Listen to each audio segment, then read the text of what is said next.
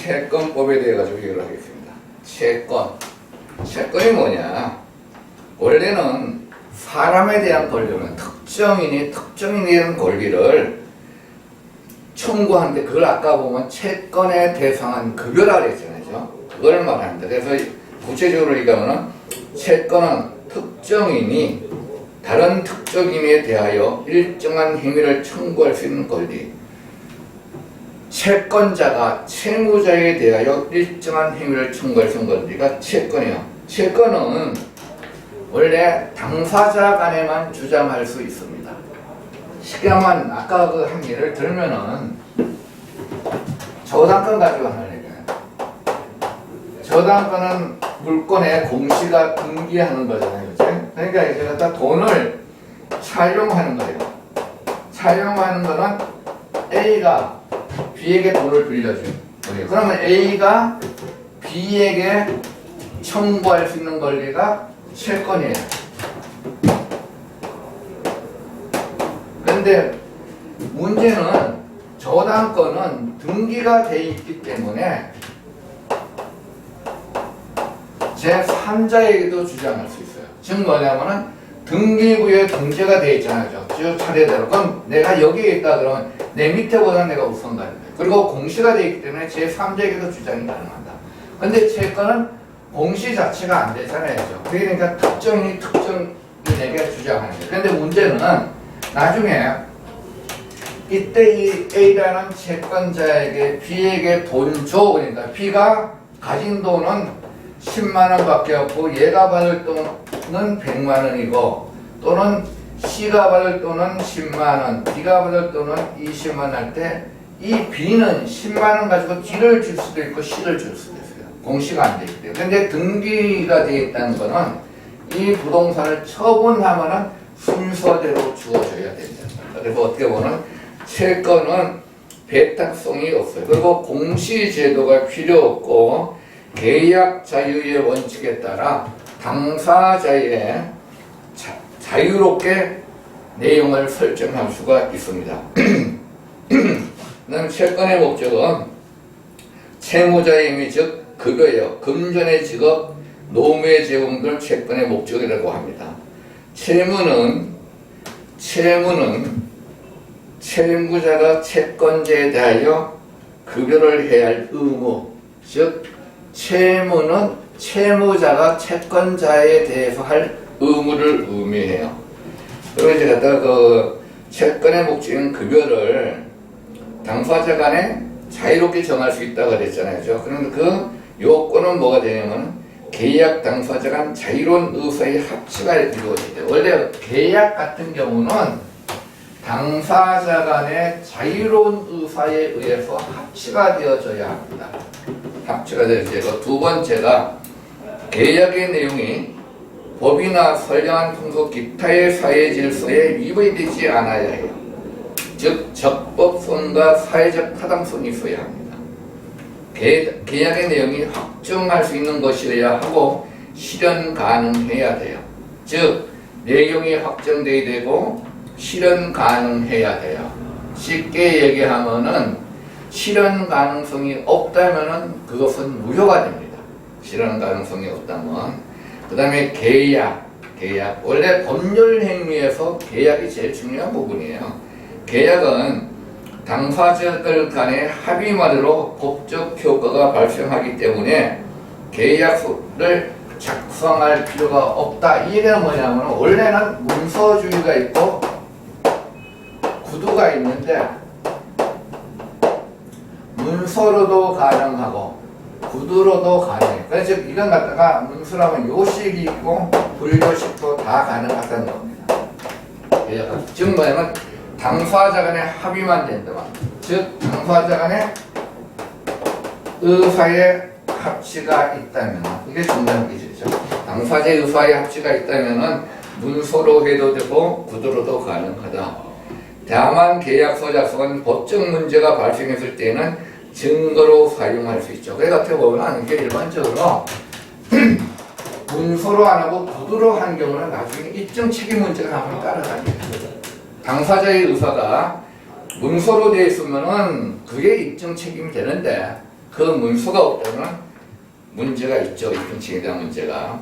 그 다음에 이제 제한 능력자의 상대방 보호가 나옵니다. 제한 능력자. 이게 일반적으로 최고권이 있는데 기억하실 거는 제한 능력자의 상대방은 제한 능력자가 능력자가 된 후에 그에게 1개월 이상의 기간을 정하여 그 취소할 수 있는 행위를 추인할 것인지 여부의 확답을 촉구할 수 있다. 제한 능력자의 상대방은 제한 능력자가 된 후, 즉 제한 능력자의 상대방이 최고하는 겁니다. 그 다음에 능력자로 된 사람이 그 기간 내에 확답을 발송하지 아니하면 추인을 한 것으로 봅니다.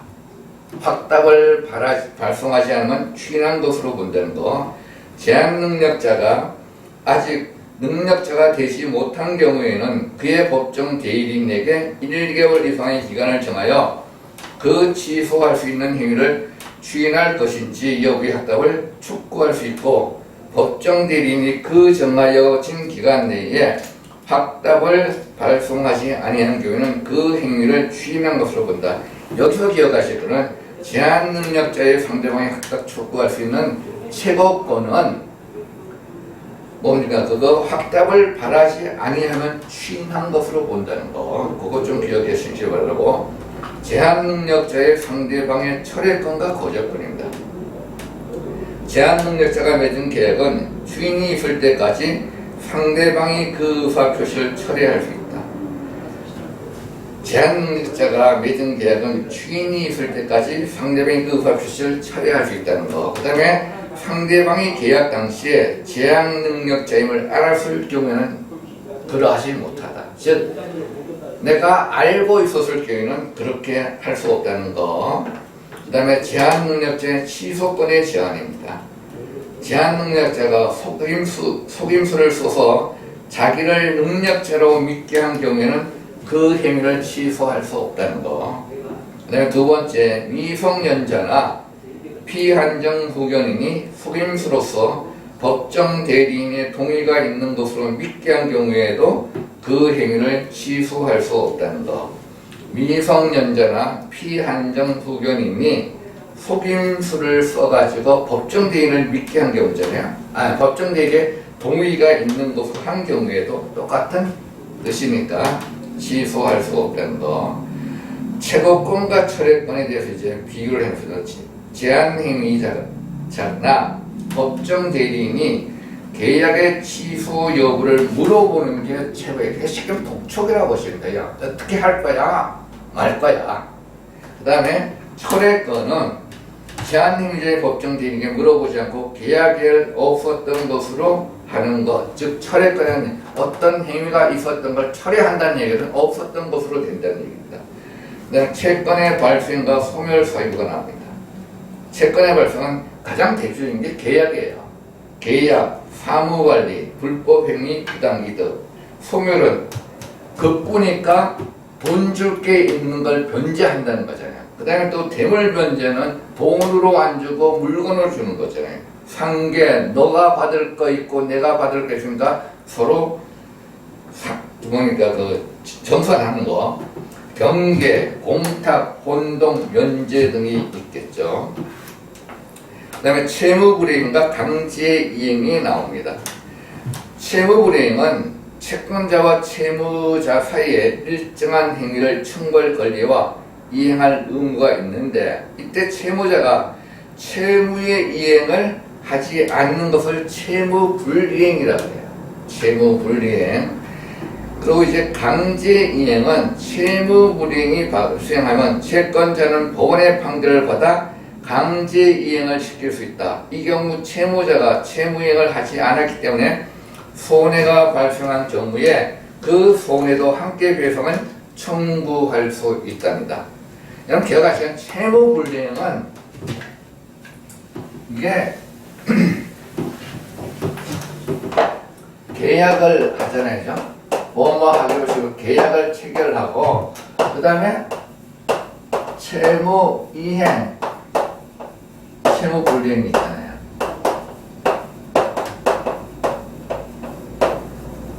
원래 이제 계약을 하고 이제 할 때 계약금을 줘요. 계약금을 주고 채무 이행은 잔금이잖아요. 잔금을 지급하는 게 채무 이행으로 보시면 돼요. 채무 이행 잔금을 지급하지 않는. 근데 이때서 이제 문제는 계약을 할 때 계약금 계약을 하면서 채무 불이행이 있는 경우에는 일정한 기간 최고하고 이 계약을 해지할 수 있는 경우에는 채무 불이행으로 보지 않고 그냥 해제권을 유보한 걸로 볼 수도 있겠죠. 그 다음에 강제이행 안 줘. 상대방이 안 줘. 그럼 누구를 통해 받으면 돼요? 법원을 통해 가지고 강제이행. 그래서 이게 청구도 법원에 하는 게 이행의 청구가 됩니다. 네, 불법행위 이건 민법 750조에 나와요. 어떻게 되냐면 고의 또는 과실로 인한 위법행위로 타인에게 손해를 가한 자는 그 손해를 배상할 책임이 있다 이렇게 되어 있습니다. 그래서 고의 또는 과실 제가 보면 이제 표현이 고의는 일부러 또는 과실은 실수로 한 행위에 타인에게 손해를 준 경우 가해자는 형사적으로 형벌을 받게 되며 민사적으로 피해자에게 손해를 배상해야 됩니다. 그렇게 되니까 기억하실 거는 불법 행위는 고의 과실로 인한 위법 행위로 타인에게 손해를 가한 자. 기억하실 건 고의나 과실이 있어야 되고 그 다음에 위법 행위여야 되고 적법 행위면은 불법 행위가 안 되죠, 그죠? 그 다음에 타인에게 손해를 가야 돼. 타인에게 손해가 없다 그래도 불법 행위가 되지 않습니다. 그리고 이제 우리 법은 형사법과 민사법은 별개로 갑니다. 불법 행위가 있으면 형사법적 책임을 물을 수도 있고 민사법적 책임을 물을 수도 있는데 두 개가 같이 가지는 않아요. 내가 물을 수 있을 때 형사 책임을 묻고 민사 책임 다 물을 수도 있고 별개로 물을 수도 있고 그렇게 하시면 될 거고 그 다음에 이제 성립 조건에 아까 얘기했던 거 다시 하는 얘기인데 피해자에게 손해를 입히는 가해 행위가 있어야 되고 그 가해 행위가 위법한 행위여야 됩니다. 그리고 이 가해 행위가 가해자의 고의 또는 과실이 있어야 돼요. 가해 행위로 인해 일정한 손해가 발생해야 되고 가해자의 가해 행위와 피해자의 손해 발생 관계는 인과관계가 있어야 됩니다. 상당 인과관계. 인과관계는 참 어려운 이론이니까 어쨌든 인과관계가 있어야 되고 가해자에게 책임 능력이 있어야 됩니다. 책임 능력 없는 자, 책임 무능력자의 행위는 불법 행위를 물을 수 없다. 그게 위법 행위가 안 돼요. 우리가 형법에서 잠깐 봤잖아요. 형법은 구성 요건에 해당하고 위법해야 되고 책임을 물을 수 있어야 돼요.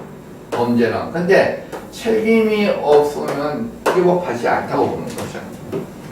그다음 불법에 대한 손해배상은 이때 손해배상은 재산적 손해뿐만 아니라 정신적 손해도 배상해야 되고 이때 배상은 금전배상이 원칙입니다. 금전배상. 그 다음에 이제 합의 후 나중에 예측하지 못한 손해가 발생한 경우 그 손해에 대한 배상 청구권도 인정하게 되고 타인의 명예를 훼손한 불법행위의 경우 금전적 배상뿐만 아니라 사죄 강구와 같은 명예회복을 위한 처벌을 명할 수 있다. 일간 신문에 일정 크기로 그 부분에 대해서 광고를 해라. 이렇게 할 수 있겠죠. 그 다음에 이제 가족관계에 하는 겁니다. 가족관계. 여러분 기억하시는 가족관계는 제일 먼저 부부간의 관계, 혼인이에요. 지금 기억하시는 건 혼인하면 이혼이 나오는데 혼인은 남녀가 부부가 된다는 의사의 합치입니다. 그래서 이건 기억하시거든. 이것도 마찬가지예요.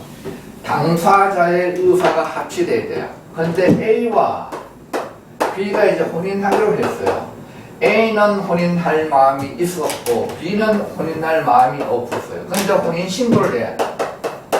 신고를 해도 이 혼인은 무효가 됩니다. 즉 A는 의사가 있지만 B가 의사가 없잖아요. 그러니까 의사가 합치가 안 된 거잖아요. 그죠?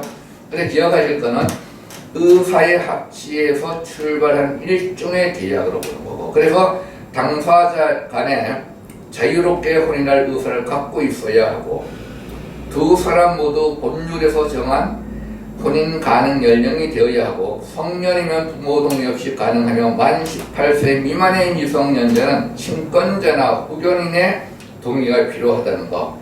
두 사람의 관계가 법적으로 혼인이 제한되는 친족 관계가 아니었다는 뜻이야. 발전인이 혈족인데 이건 뭐 요새서 거의 큰 의미는 없는 것 같아요. 그리고 두 번째가 법률론주의입니다. 우리나라는 사실혼 관계가 동거하는 걸로 혼인을 인정하는 것이 아니라 법률, 혼인 신고를 해야지 인정한다는 거.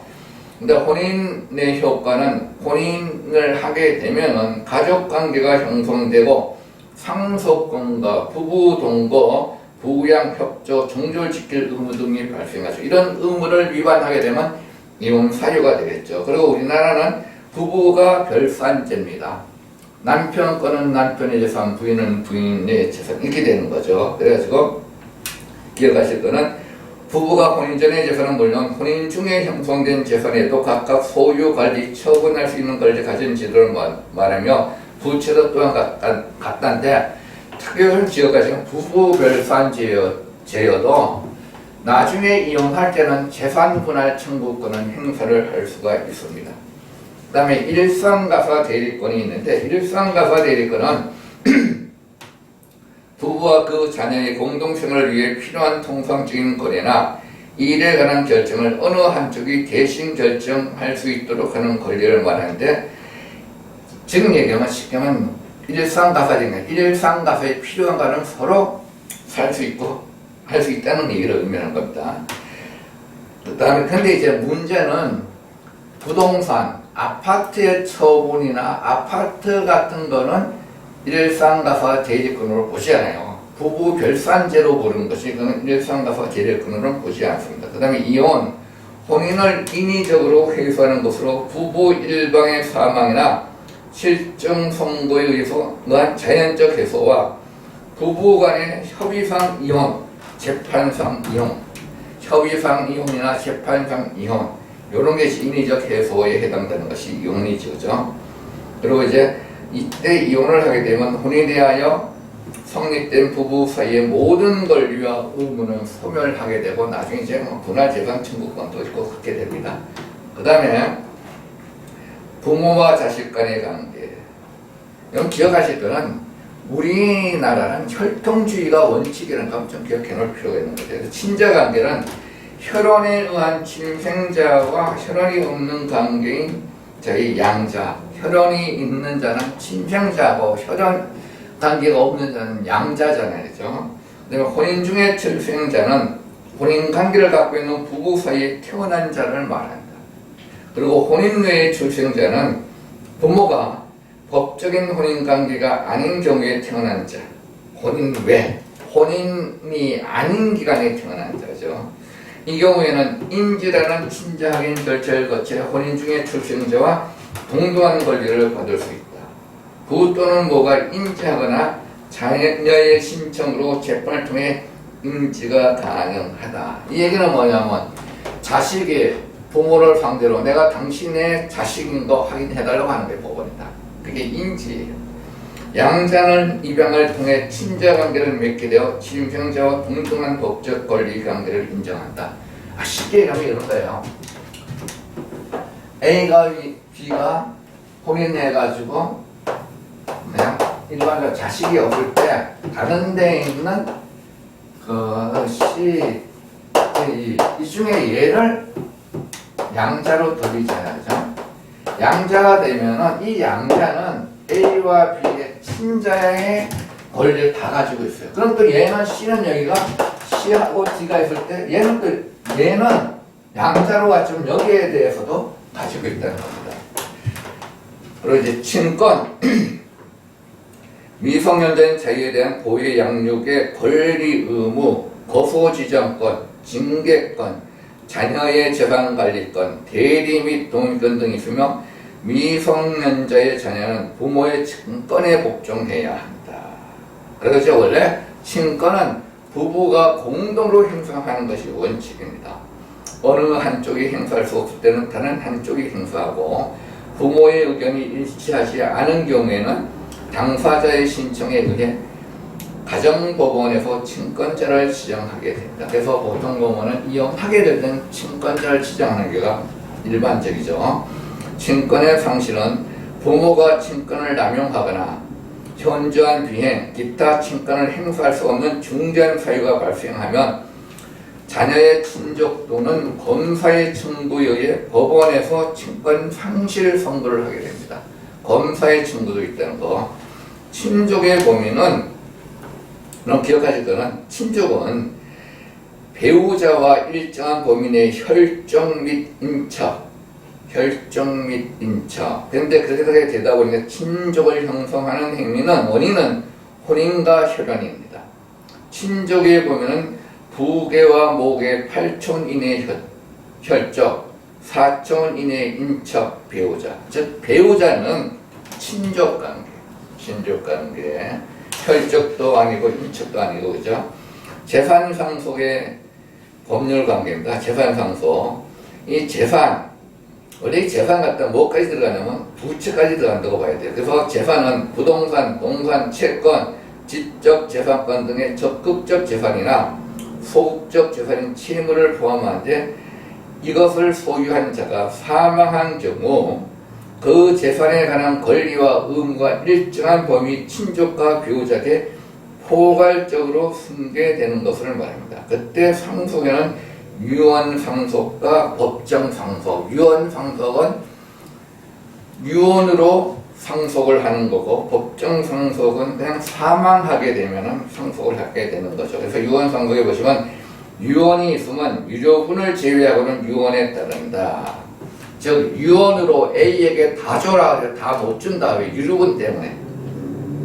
유언상속인데 유언상속의 효력은 유언자가 유언을 할 당시 의상능력이 있어야 돼. 의상능력이 있어야 되고 민법이 정한 방식, 자필증서, 녹음, 공증증서, 구수증서 등에 의한 경관 효력이 있다. 이것도 민법이 정한 그대로 해야지만이 효력이 있다는 겁니다.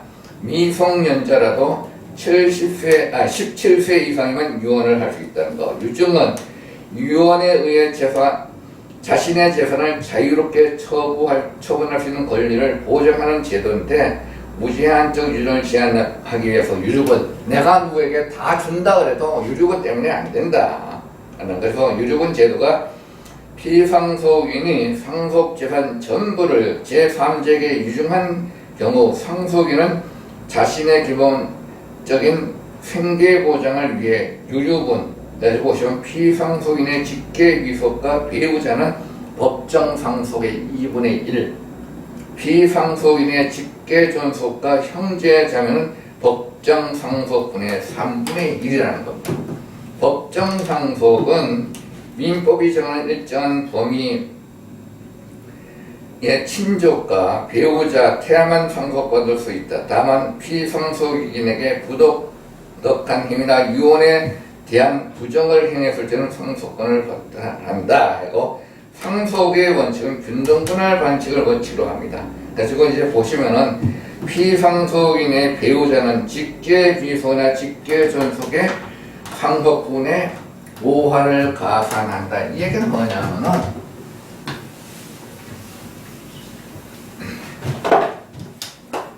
A와 B가 결혼해가지고 여기 이제 A, B, C 자녀가 있어요. 그래서 이게 이제 여기가 이제 돌아가셨어요. 돌아가면 이 재산이 1로 가는데 뭐라고 되어 있는 거 보시면은 상속분의 5할이잖아요. 5할이니까 플러스 0.5예요. 그렇게 되면은 이걸 다 더하면 1 하면 3, 4.5 이게 전부 다 하면 이게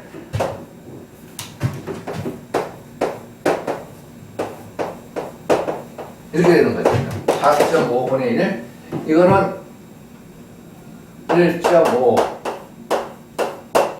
4.5 이렇게 되니까 이제 2를 곱혀 분모 분자를 그럼 여기는 갖다가 9분의 2 9분의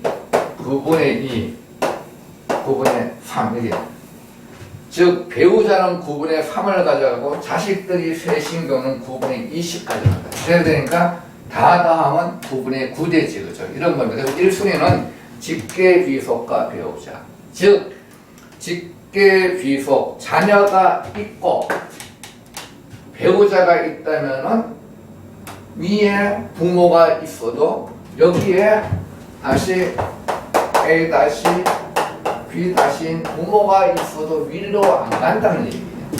근데 이제 두 번째는 직계 존속과 배우자예요. 직계 존속과는 여기가 없어요. 없을 때는 위로 올라가. 똑같은 논리로. 그 다음에 제3순위는 다 없어. 다 없고 혼자 있어요. 혼자 있는 경우에 형제자매. 그 다음에 형제자매도 없어.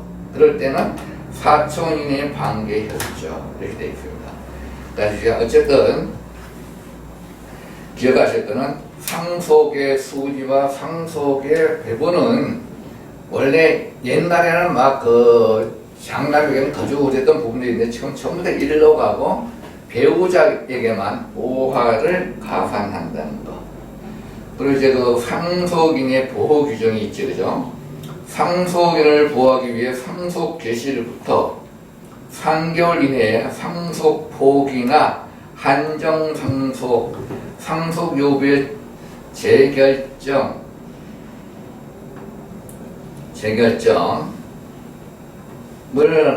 하는 건데 기억하시면 갖다가 원래 부모의 재산, 즉 피상속인의 재산이 있다. 근데 문제는 채무가 더 크다 그러면 한정 상속 또는 상속 포기.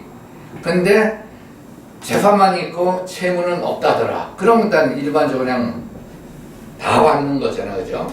다 받는 거. 그리고 이제 그 채권 채무 관계에 있을 때는 잘 모르니까 한정 상속으로 가게 되겠죠. 그럼 기억하시는 여러분 좀 이거 상속 부분 좀 기억하시거나 이거 말이에요. 여기 이상한데 상속과 증여 부분이 있어요. 이건 어떻게 보면은 세법에서는 상속 및 증여세인데 우리 좀 민법에서는 거의 이건 그냥 같게 봐도 됩니다. 시청자들. 먼저 사전 증여하는 경우도 일부 부분에서 그 조정돼야 될 부분도 있고 그래요. 그래서 여기까지 우리 이제 교재에 있는 건 여기까지입니다. 그래서 민법까지 끝냈고 다음에 이제 갖다가 나머지 부분을 이제 하도록 하겠습니다. 이상입니다. 감사합니다.